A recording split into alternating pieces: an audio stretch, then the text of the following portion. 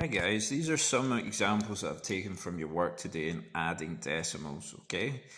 So let's have a quick look at question number 1. It says 0.39 plus 0.45. Now the key to getting this right is setting out your work correctly and making sure it's set out neatly in a sum with the numbers in the correct place. If you don't do this, then you will get confused. So when you're doing your work, I want you to set your work out like this, exactly the same way as I've done, okay?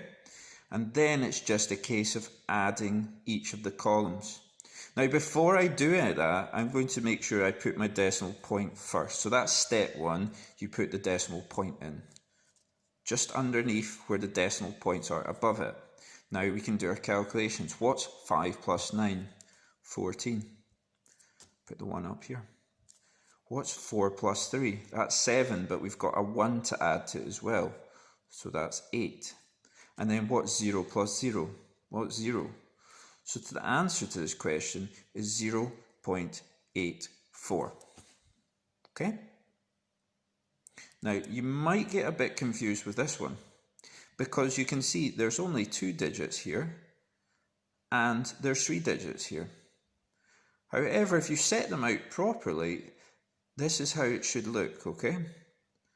So the decimal point should always be in line with each other.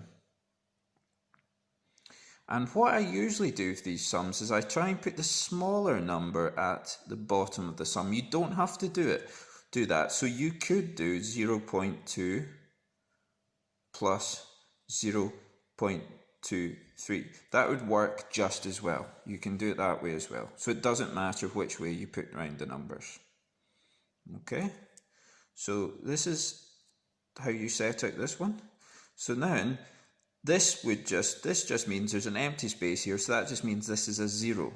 So 3 plus nothing is 3. 2 plus 2 is 4. And then we have a 0. And it would be exactly the same if you did it the other way around. 0 plus 3 is 3. 2 plus 2 is 4. Okay, so it doesn't really matter what order you put the decimals in the sum. It's just really important where you place them. Now let's go down to number 3. So this is 3.85 plus 3.21. So it's no longer 0 point something. We have a whole number here. So we're adding a whole number as well.